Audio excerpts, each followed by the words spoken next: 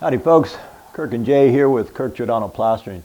Today what I'm going to show you guys is how we repair this ceiling. Now the fellow called me over the telephone and he says, hey, I got a piece in my living room that's buckling.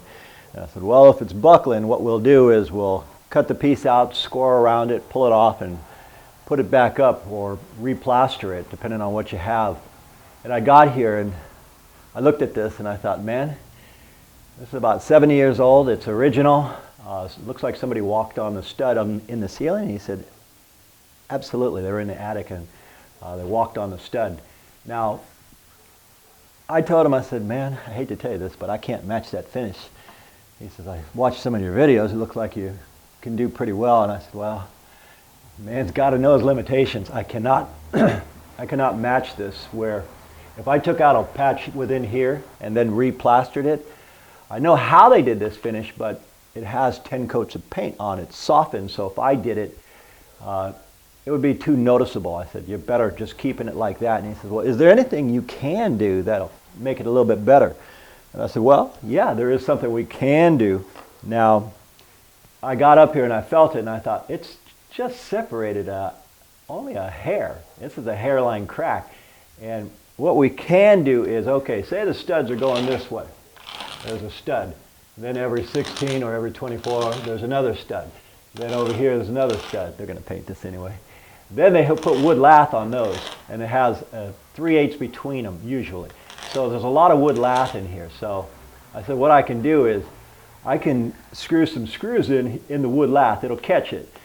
Two out of 3 should go in. I might hit the field where it doesn't hit anything, but more than likely I'll hit this. I said, what I'll do is, we'll put maybe a screw here, screw here, screw here, here, and here.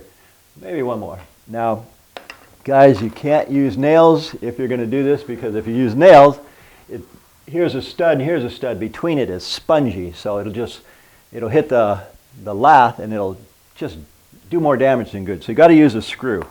Now, technically, I know somebody's going to say, hey, why not use a screw with a washer? If I use a screw with a washer, now I'm going to have a head here that's going to be hard to cover. So I'm just going to use regular screws, just sheetrock screws. Now sheetrock screws are designed to hold the sheetrock by going through the paper and just mounting flush. If this was water damage, what I'm about to do won't work, because it'll hit the soft plaster and it'll just go right in. It won't hold anything. But because I'm guessing now this is when they walked in the attic on this stud, that it feels pretty solid. It's just a tiny bit loose here. So what I'm going to do is I'm going to just set some screws in. First I'm going to pull my extension off this drill and just use a regular Phillips bit. And I'm going to try it. So I'm going to go ahead and put a couple of these guys in. Wouldn't you know, I missed it right there.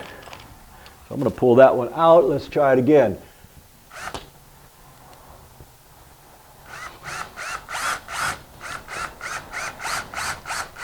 There we go. That gripped it. So this one that missed, I'll pull it out.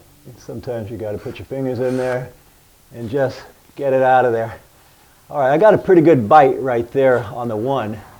Let's see if I can get another bite. Nope. Now I'm hoping there is lath up here.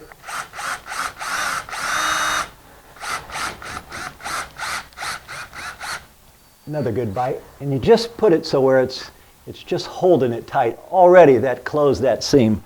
One more should do it. And then what I'm going to do is I'm going to hit this with plaster weld, bonding agent. And I'm only going to feather in just 1 inch here. And if done right, it should match what they have here. And what they have here, it looks like a knockdown dash where you throw it on and then you knock it down with a trowel. It's not. What it is somebody put a heavy skip trowel finish over the entire ceiling, came back with a swimming pool trowel or regular trowel, and then hard steel troweled it. I can tell that because inside the fields here, there's no dash. So anyway, I've done that too. So we're going to put a couple more screws in here, and then we're going to apply the plaster, and I'll show you how we do the fix in a few minutes. Okay guys, now what we're doing is plaster weld. fellow called me the other day and said, hey, what's the difference between blue board and green board? Green board is moisture resistant, usually for kitchens and bathrooms. Not waterproof, but moisture resistant, big difference. Blue board is what they use on new construction, and in the past, the blue board actually, you don't need a bonding agent on it, but this is a painted surface or sheetrock. You do need a bonding agent.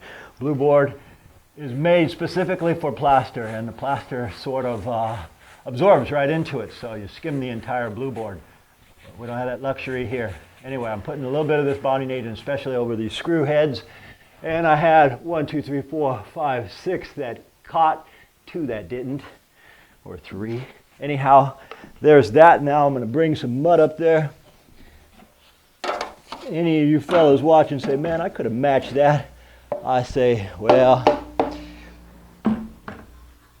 we do the best we can, but I know my limitations. There is no way to get this patch within a patch. So now it's just a 1/4 inch to 1/8 now. And what I'm going to do is just put a little bit of plaster right here on this joint.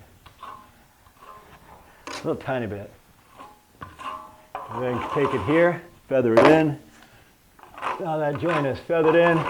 And that's the first stage. I still got to texture this, and when I texture it, I'm going to sponge float it and then match this finish. So be about 15 more minutes, and then we'll show you how we do that texture. Okay, so we put a little bit more right there on just that joint.